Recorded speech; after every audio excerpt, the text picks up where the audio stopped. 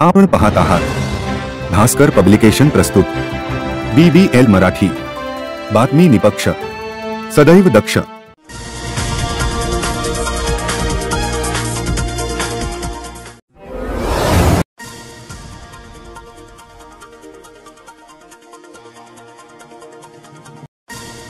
श्रमिक मुक्ती दलाच्या डाव्या पक्षाचे आणि महाराष्ट्रातील शेतकरी चळवळीचे प्रमुख कार्यकर्ते, सहसंस्थापक आणि अध्यक्ष डॉक्टर भारत पाटणकर हे कार्यकर्ते शेतकरी, धरण बेदखल, शेतमजूर, दुष्काळ निर्मूलन चळवळ, पर्यायी सांस्कृतिक चळवळ, महिला मुक्ती चळवळ, शेतविरोधी आणि कोळसा आधारित वीज प्रकल्पांच्या चळवळींमध्ये सुमारे 40 वर्ष काम करणारे कार्यकर्ते म्हणून जनसामान्यात विख्यात आहेत. पर्यायी ऊर्जेचे प्रस्ताव, पवनचक्क्यांवरील शेतकऱ्यांचे हक्क आणि कट्टर जातीविरोधी चळवळीतील अग्रगण्य आदर्श व्यक्तिमत्व. भारत पाटणकर यांचा जन्म 5 सप्टेंबर 1949 रोजी कासेगाव, जिल्हा सांगली येथे शेतकरी कुटुंबात झाला. प्रसिद्ध स्वातंत्र्य सैनिक बापूजी पाटणकर आणि इंदुमती पाटणकर यांचे ते पुत्र आहेत. डॉक्टर भारत पाटणकर यांनी मिरज येथील शासकीय वैद्यकीय महाविद्यालयात स्त्रीरोग विषयात MD पदवी प्राप्त केली. ते 1973 पासून पूर्णवेळ कार्यकर्ते आहेत. तेव्हापासून त्यांनी अनेक चळवळींमध्ये भाग घेतला आणि शहरी कापड कामगारांपासून ते ग्रामीण शेतकरी आणि समान पाळण्यासाठी लढणाऱ्या मजुरांपर्यंत अनेक संघर्षाचे नेतृत्व केले आणि जमीन हक्क तत्कालीन विद्यमान मगोवा गटाचा भाग म्हणून ते सुरुवातीच्या काळात दलित पॅंथर कार्यकर्त्यांचे जवळचे सहकारी होते. ते नवयन बौद्ध धर्माचे पालन करतात. महाराष्ट्र जर्नलिस्ट फाउंडेशन NGOचा यंदाचा मानाचा 20वा महाराष्ट्र भूषण पुरस्कार त्यांना नुकताच जाहीर झाला. त्यांच्या अमृत महोत्सवी वाढदिवसानिमित्त विशेष मुलाखत घेतली आहे पत्रकार राजीव लोहार यांनी. कासेगाव येथील निवासस्थानी त्यांनी BBL मराठीशी खास संवाद साधला. या मुलाखतीतून त्यांनी आपल्या जीवन कार्यातील अनेक पैलूंना उजाळा दिला. पाहूयात त्यांच्या शब्दात. माझा जन्म स्वातंत्र्य सेनानींच्या कुटुंबामध्ये झाला. माझे वडील प्रति सरकारच्या मुख्य कार्यकारिणीमध्ये होते आणि हा जो शिराळा तालुका आहे तो संपूर्ण, नंतर वाळवे तालुक्याचा पश्चिम भाग, कराड तालुक्याचा पश्चिम भाग, पाटण तालुका, या सगळ्या मोठ्या क्षेत्रामध्ये क्रांतीवीर बर्डे गुरुजी, शेख काका आणि माझे वडील दत्तात्रय लोहार बिळाशीचे, असे सगळ्यांचा एक मोठा ग्रुप तिथे होता. माझे वडील कार्यकारिणीमध्ये होते प्रति सरकारच्या. आणि या पार्श्वभूमीवर माझी आईसुद्धा ही स्वातंत्र्य चळवळीमध्ये भूमिगत काम करत होते. माझे आजोबा, आईचे वडील हे कराड तालुक्यातल्या इंदोली गावचे, तर ते 1930 सालापासून स्वातंत्र्य चळवळीत होते. माझं आजोळचं घर हे स्वातंत्र्य चळवळीतल्या लोकांना आश्रयस्थान होतं. तिथे कायम असा स्वातंत्र्य चळवळीतल्या पुढाऱ्यांचा शिबिर, अक्षरशः म्हणजे कम्युनिस्ट पार्टीपासून ते काँग्रेस पक्षापर्यंत स्वातंत्र्य चळवळी सगळे एकत्र होते. अशा सगळ्यांची शिबिरं वगैरे घेण्याचं ते ठिकाण होतं. आणि या पार्श्वभूमीवर त्यांचं जे स्वप्न होतं ते स्वप्न असं नव्हतं की इंग्रजाला घालवायचं की सगळं भलं होणार आहे. त्यांचं स्वप्न असं होतं की इंग्रजांना घालवून आपण इथं काय आणायला पाहिजे, इथे कामगार शेतकऱ्यांचं प्रजाराज्य आणायला पाहिजे. 7, 8 आणि 9 ऑगस्टला क्रांती मैदानावर, आता ज्याला क्रांती मैदान नाव दिलं गेलं, ऑगस्ट क्रांती मैदान, तो गवालिया टँक होता त्यावेळेला त्याचं नाव. तर त्या मैदानावर जे ठराव झाले त्या ठरावामध्ये सगळ्यात 2 ठराव महत्त्वाचे होते. एक होते की करेंगे या मरेंगे आणि चले जाओ, म्हणजे आम्ही इंग्रजांना चले जाओ म्हणतो आणि आम्ही त्यासाठी करू नाही तर मरू, हा एक ठराव होता. आणि दुसरा ठराव होता की हे घालून काय करू आम्ही, यांना चले जाऊ म्हणून पुढं काय, तर आम्ही कामगार शेतकऱ्यांचं प्रजाराज्य आणू. आणि म्हणून माझ्या आईवडिलांच्या डायऱ्यांच्या मध्ये सुद्धा त्या काळात जे लिहिलेलं आहे स्वातंत्र्याच्या आसपास, इतकंच नव्हे तर स्वातंत्र्याचा पहिला ध्वजारोहण जे त्यांनी केलं त्या दिवशीच्या डायरीमध्ये जे त्यांनी लिहिलेलं आहे ते हेच आहे की आपण आता थांबायचं नाही. हे आपण ब्रिटिशांना घालवलं, पण या देशातले शेतकरी आहेत, मजूर आहेत, जाती व्यवस्थेचं जोखड आहे, स्त्रियांचे शोषण आहे, हे सगळं जे आहे हे जनतेला, बहुसंख्य जनतेला पिळणारी गोष्ट आहे. जमीनदारशाही त्याला जिवंत होती अजून. आणि अशा परिस्थितीमध्ये आपण हे सगळं संपवून एक असा समाज की ज्यामध्ये वर्गीय शोषण नाही, जातीचं शोषण नाही, पुरुष आणि स्त्रियांचा भेदभाव त्याच्यावर शोषण नाही, धर्मभेद नाही, अशा तऱ्हेचं एक समाज आपण तयार करायचा.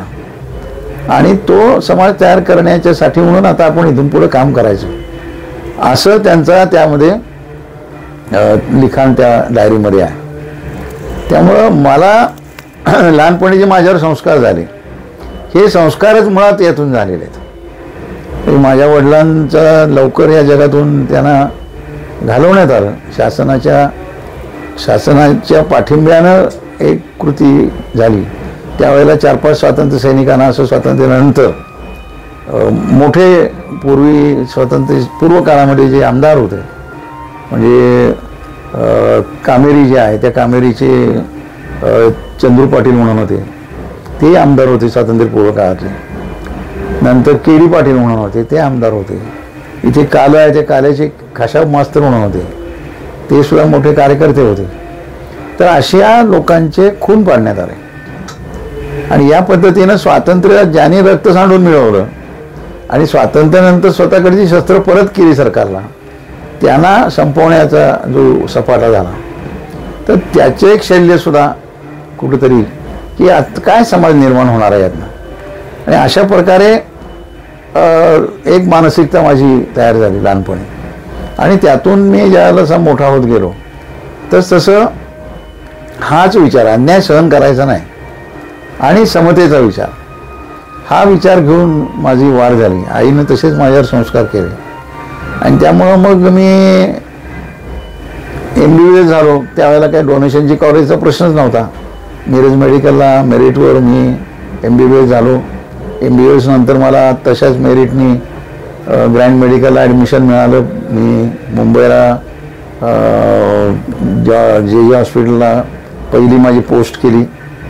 आणि त्या काळामध्ये असे माझ्यासारखे तरुण जे होते, कोण IIT पवईला होते, कोण इंजिनिअरिंग कॉलेजेसमध्ये होते, कोण माझ्यासारखे ससून किंवा BG मेडिकल कॉलेजला होते, कोणी MA झालेला होता. त्यांना चांगलं त्या काळात भविष्य होतं. शिकलेल्या लोकांना त्यावेळेला चांगलं भविष्य होतं. डॉक्टर म्हणजे दुर्मिळच होती गोष्ट. आणि माझ्यासारखं गायनेकॉलॉजी म्हणजे आजही सगळ्यात जास्त पैसे मिळवणारा उद्योग तोच आहे डॉक्टरीपैकी. तर ते आम्ही सगळ्यांनी बाहेर पडून एक मागोवा नावाचा ग्रुप तयार केला. आणि आदिवासी भाग आणि आपल्या भागातले शेतमजूर, या भागातले, अशा पद्धतीनं कधी कोणी त्यांचं संघटन बांधलं नव्हतं. अशा लोकांचं संघटन आणि जे असंघटित कामगार मुंबईला आहेत त्यांचे संघटन आणि एक नवा विचार घेऊन आम्ही बाहेर पडलो की नुसतं आपलं पगारवाढ बोनस किंवा कुठल्या तरी तात्पुरत्या सवलती ह्या तर कराव्याच लागतील. उद्या जगायचं म्हणल्यानंतर आज तेवढे पैसे मिळाले पाहिजेत किंवा तेवढं शेतीला मालाला भाव मिळाला पाहिजे. परंतु हे सगळ्याचं मूळ काय, हे मूळ नष्ट कधी होणार आणि त्यासाठी मुख्यतः काम करायचं, असे लोक कमी होते त्यावेळेला. आणि त्यातून अशा तऱ्हेने युवक क्रांती दल त्यावेळेला तयार झालं आमच्या बरोबरच. दलित पॅन्थर त्याच वेळेला आमच्याबरोबर तयार झालं. समाजवादी युवक दल त्यावेळेला तयार झालं. अशा अनेक तरुणांच्या संघटना जगभर त्यावेळेला होत्या आणि त्यापैकी मी एक होतो. आणि त्यानंतरच्या काळामध्ये मग आणीबाणीत भूमिगत राहून काम करणं, आणीबाणी उठल्याच्या आधीच माझी ओळख आमच्या जीवनसाथीशी झालेली होती.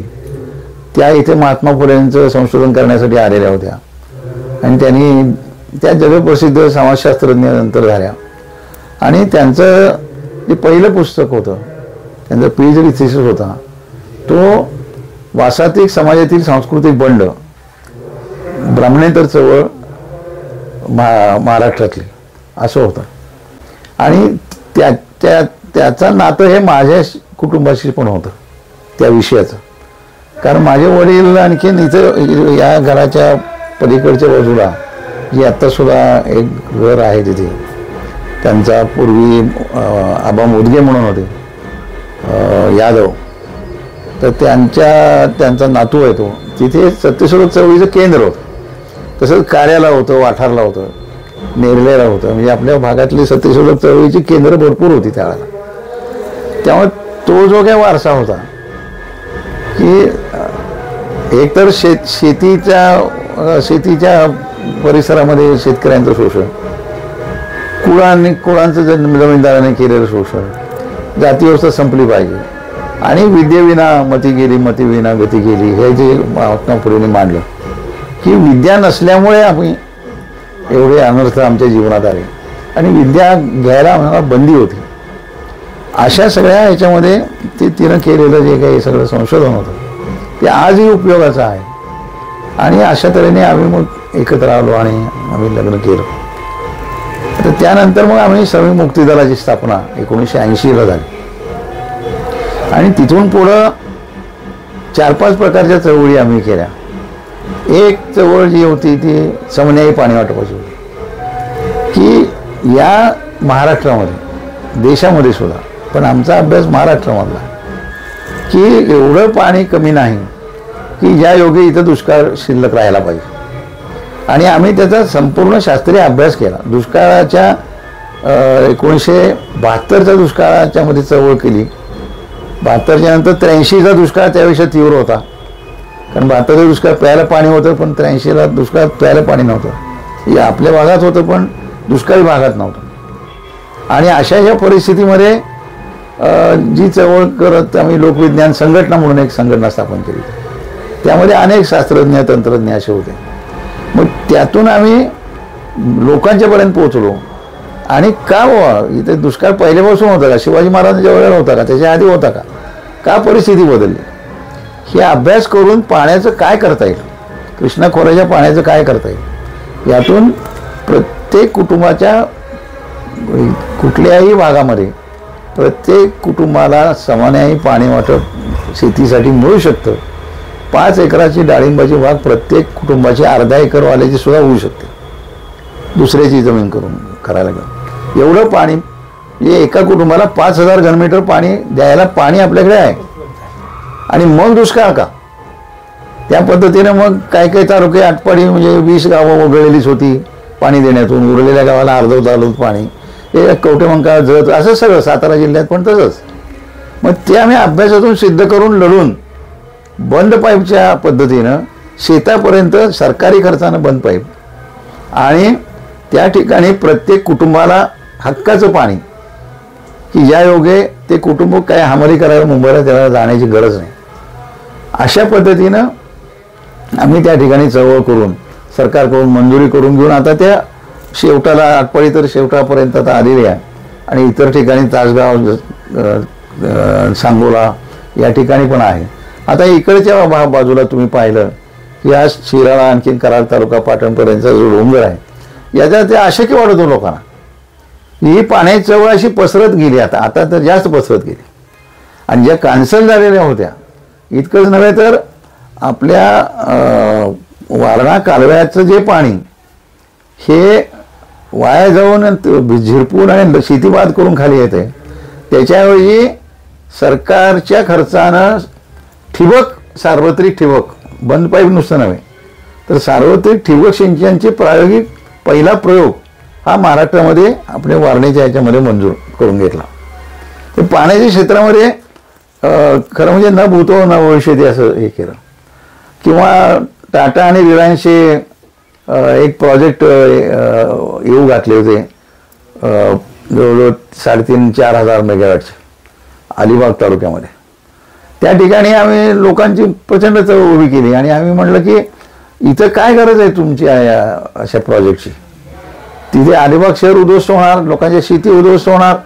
हीच वीज आम्ही समुद्राच्या लाटा, वारा, सूर्यप्रकाश आणि आमच्याकडचा बायोमास शेतात तयार होणार, ह्याच्यावरून खालीलप्रमाणे आम्ही निर्माण करू शकतो तेवढेच मेगावॅट हा हिशेबच दिला.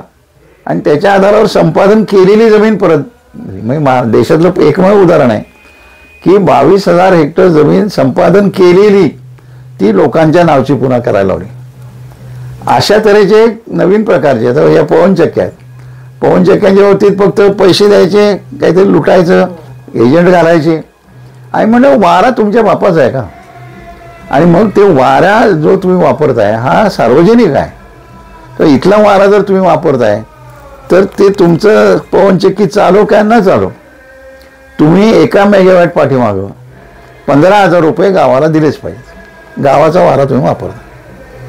अशा पद्धतीनं आता गावांना पैसे मिळतात. सुरुवातीला ते मिळत पण नव्हते, त्यासाठी पण मंजूर झाल्यानंतर मिळत नव्हते. अशा पद्धतीनं ते तऱ्हेची लढाई झाली. अशा विविध क्षेत्रामध्ये. आणि मग पाणी एका बाजूला द्यायचं आहे तर त्यासाठी जी धरणं होतात त्यांचं पुनर्वसन झालं पाहिजे, म्हणून पुनर्वसनाचा संघर्ष. म्हणजे कधीच या देशामध्ये दुष्काळग्रस्त किंवा पाणी मागणारे शेतीला आणि पाण्यासाठी बुडणारे हे एकत्र येऊन संघर्ष कधी झाला नाही.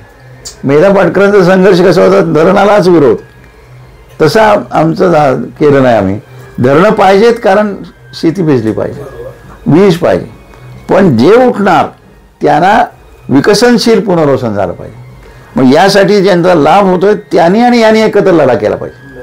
हे एकमेव देशातलं उदाहरण आहे की दोघं एकत्र आले लढा केला. तर या पद्धतीचे कुठं तुम्हाला दिसणार नाहीत असे लढे. नंतर मग बडवे हटावचा संघर्ष होता. म्हणजे साने गुरूंच्या काळात अस्पृश्यांचा प्रवेश झाला, परंतु तिथे आत जाऊन देत नव्हते ना.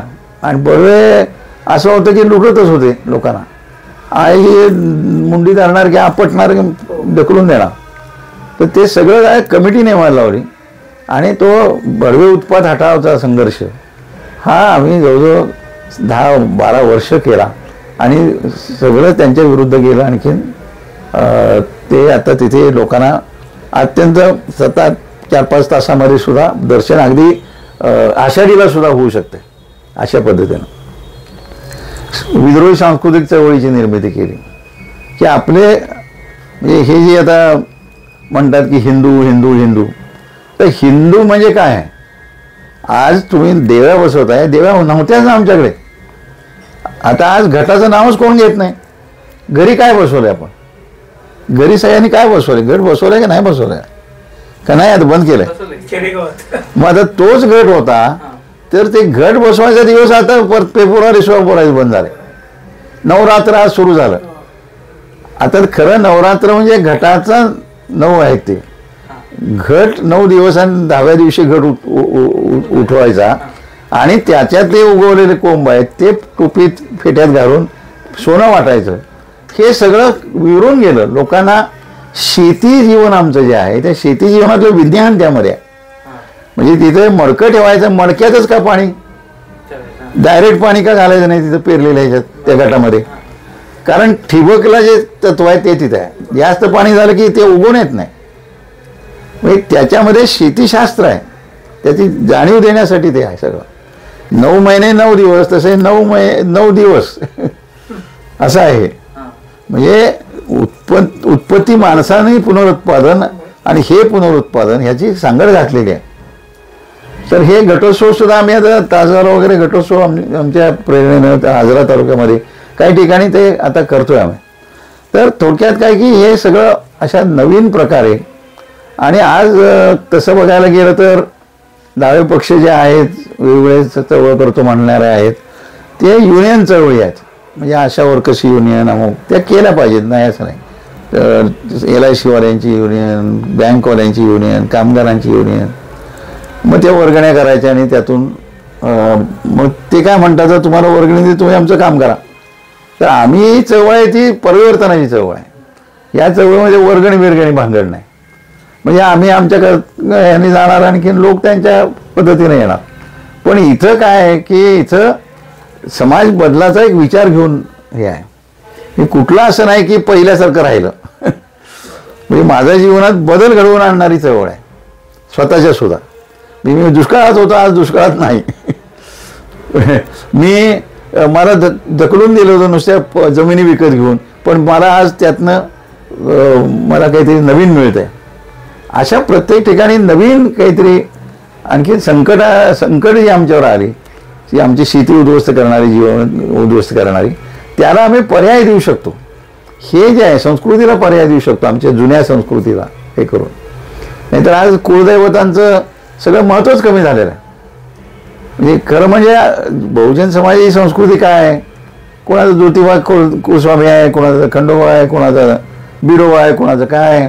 हे कुलस्वामी म्हणजे आमचे पूर्वीचे लोक आहेत ना, पण त्यांचं महत्त्व कमी करून कोणीतरी आपलं एक काहीतरी झेंडा घालायचा, अशा पद्धतीनं आमची संस्कृती संपणार आहे ना. कारण त्या संस्कृतीमध्ये माणुसकी शिकवलेली आहे. म्हणजे तुम्ही जर ज्योतिबाच्या किंवा बिरोबाच्या खंडोबाच्या स्टोऱ्या त्या जुन्या ऐकल्या तर त्या ज्योतिबाच्या तिथे एक शिल्पसुद्धा आहे. त्यानं कोण बघतं का नाही बघतं मला माहीत नाही, मी आता बरीच वर्ष गेलो नाही. तर त्याच्यामध्ये लहानपणी दरवर्षी जायचो. तर तिथं बहिणीला लाथ मारली म्हणून ज्योतिबाच्या पायात किडे पडले, पण ते किडे काढतंय कोण, तर बहिणीच काढत्या. ह्याची इतकी विलक्षण कथा असू शकत नाही. तुला शिक्षा आहे, आपण देव सुद्धा चुकू शकतो हे पण आहे. म्हणजे जर आमचा कुलस्वामी सुद्धा चुकू शकतो, त्याची आम्ही पूजा करतोय, तो चुकू शकतो, पण त्याने चूक केली म्हणून बहीण त्याला ठेकून जात नाही, ती त्याची सेवा करते आहे. ह्यासारखी विलक्षण कथा असू शकत नाही माणुसकीची. हे सगळं नवीन ह्याच्यामध्ये जे माणसाचं नातंच बदललेलं आहे. पैशाच्या आधारावर नाती झालीत आता. ही नाती कशी पुन्हा निर्माण होतील हा साधारणपणे आमचा हे राहील. समाज बरोबर त्याचा कसा आहे, समृद्ध समाज कसा होईल. आणि मुंबईच्या झोपडपट्ट्या वगैरे संपल्या पाहिजेत.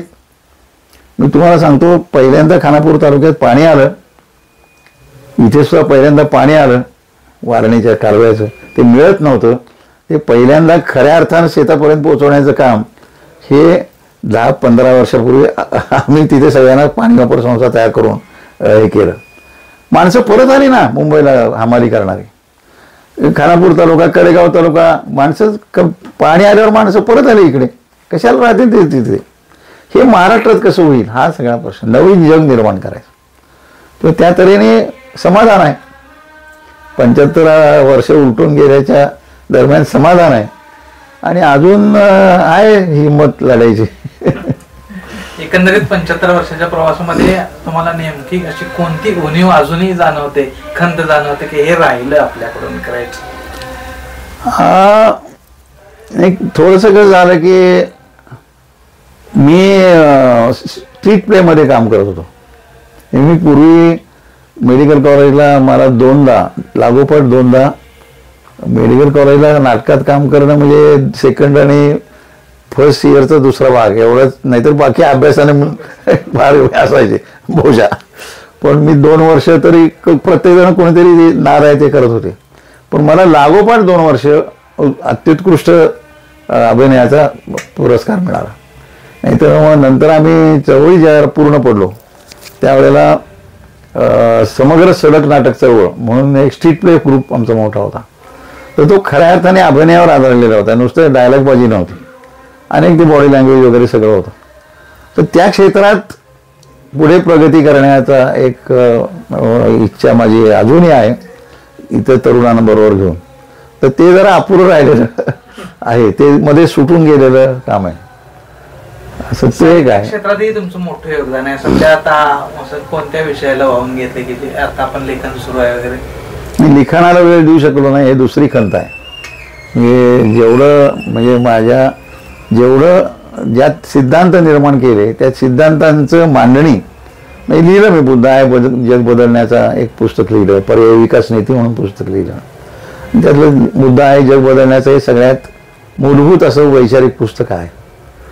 किंवा महात्मा फुले सांस्कृतिक संघर्ष असं पुस्तक लिहिलं. पण जेवढा मी लिहू शकलो असतो तेवढं ह्या सगळ्या धकाधकीच्या जीवनामध्ये मी लिहू शकलो नाही.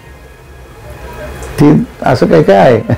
आता देशाच्या 75 वर्ष अमृत महोत्सवी वाटचालीनंतरही अजूनही महाराष्ट्रात किंवा अन्य राज्यात बहुजनांना पुढे जाऊन दिलं जात नाही, याच्याविषयी काय सांगू शकतो? जाती मोडण्याची चळवळ करायला पाहिजे ना.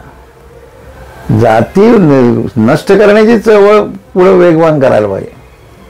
हे आता जे म्हणतात की जाती चांगल्याच आहेत, जाती किती गोंडस आहेत, ते तशाच ठेवायच्या, असं म्हणजे त्यांना वरच्या बाजूला जे आहेत त्यांना बरं आहे की ते खाली आहेत त्यांचं काय असा प्रश्न आहे. आणि त्यामुळं ते प्रत्येक ठिकाणी तसं आहे. म्हणजे आता आपली सगळी हातावर पोट असणारी जनता जास्त आहे. सगळं कष्ट करणारा शेतकरी जो आहे जो शेतमजुराच्या बरोबर पातीला बसतो, मोठा जो आहे तो बांधावर उभा असतो, पण तो जो पातीला बसणारा शेतकरी आहे तो जास्त संख्येने आहे. पण तो आणि शेतमजूर यांच्यामध्ये तसं भांडण फारसं होत नाही. ते म्हणतो की मी बी तुझ्याबरोबर पातीलाच बसणार आहे, माझ्या हाताला गट्टे आहेत, असं आहे. आता आधुनिकतेच्या युगात शेतकऱ्यांच्या असतील, बहुजनांची मुलं असतील, तरुण पिढी कुठं भरकटत चालली आणि त्यांना योग्य मार्गावर येण्यासाठी असं काही तुम्ही नाही. त्याच्यामध्ये आम्ही आता पर्यायाचं आमचं काय म्हणजे नवीन उद्योग हे वेगळ्या प्रकारचे आहेत. म्हणजे आता हे रस्ते आहेत ना, हे रस्त्याला आपण ग्रीड हे स्टीलच्या तारांचं करतो, तर हे बांबू किंवा 3 इंचाचं लाकूड यातून जर केलं आणि त्याला ट्रीटमेंट दिलेली असेल, एक विशिष्ट नैसर्गिक केमिकल्सची ट्रीटमेंट आहे, तर ते त्याच्यापेक्षा म्हणजे तारांच्या पेक्षा जास्त वर्ष टिकतं आणि ते गावोगावी उद्योग मिळू शकतो. आमच्या संस्थेची क्रांतिवीर बापूजी पाटणकर संस्थेची इमारत जी पहिली बांधली आम्ही, त्याच्यामध्ये ती 50 बाय 25 असेल इमारत, 50 बाय 20 किंवा 25 असेल, तर ती 37 वर्ष आहे. 3 इंच व्यासाचं सुरूचं लाकूड आहे. जिथं तुम्ही बोल्ट नट वापरलेले आहेत त्याला हे करायला, ते गंजलेले आहेत, पण त्या लाकडाला काही झालेलं नाही. इकडचा पाऊस येतो तेव्हा इकडची बाहेर आलेली जी लाकडं आहेत त्यांच्यावर पडतो, तो तिकडचा पाऊस असतो त्याला पाठीमागच्या याच्यावर पडतो.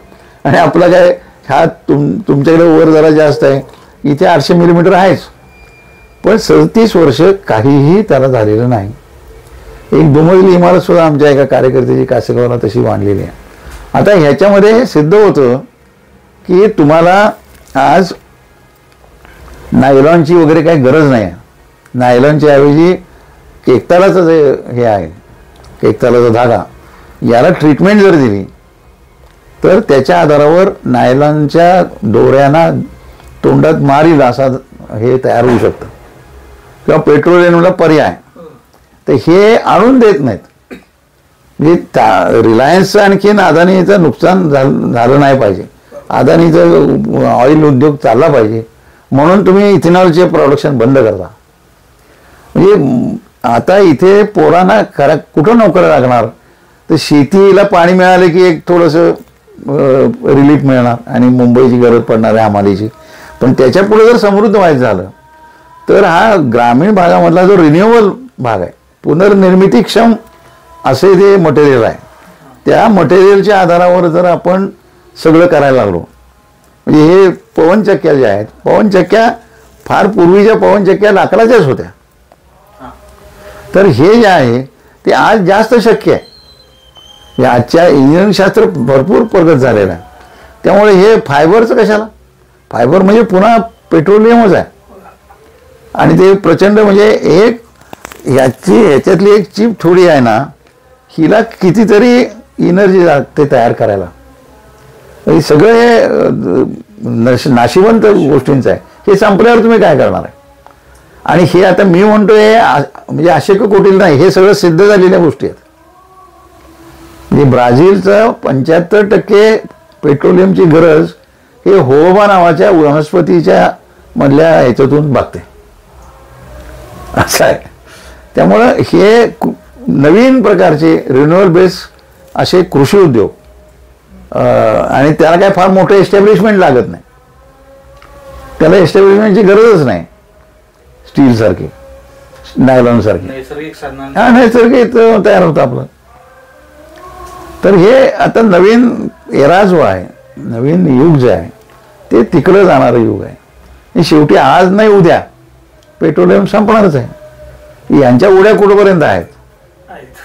यांच्या उड्या पेट्रोलियम आणि लोखंड आणि तांब संपेपर्यंतच आहेत. हो, म्हणजे अगदी खरं म्हणजे मी अशा माझ्या लहानपणी ज्या बसेस होत्या कोळशावर वाफेवर चालणाऱ्या होत्या, विमानं सुद्धा तशी होती. आता ते आता करायची गरज नाही, तुम्ही फ्युएलच दुसरं करू शकता, अशी परिस्थिती आहे. त्यामुळं हा म्हणजे भविष्य इथं दडलेलं आहे. एकंदरीत आज बिबिल मराठीसाठी तुम्ही वेळ दिलात त्यावेळेला आम्ही चॅनलतर्फे आपले आभारी आहोत. धन्यवाद. नमस्कार. आपण पाहत आहात भास्कर पब्लिकेशन प्रस्तुत BVL मराठी. बातमी निपक्ष, सदैव दक्ष.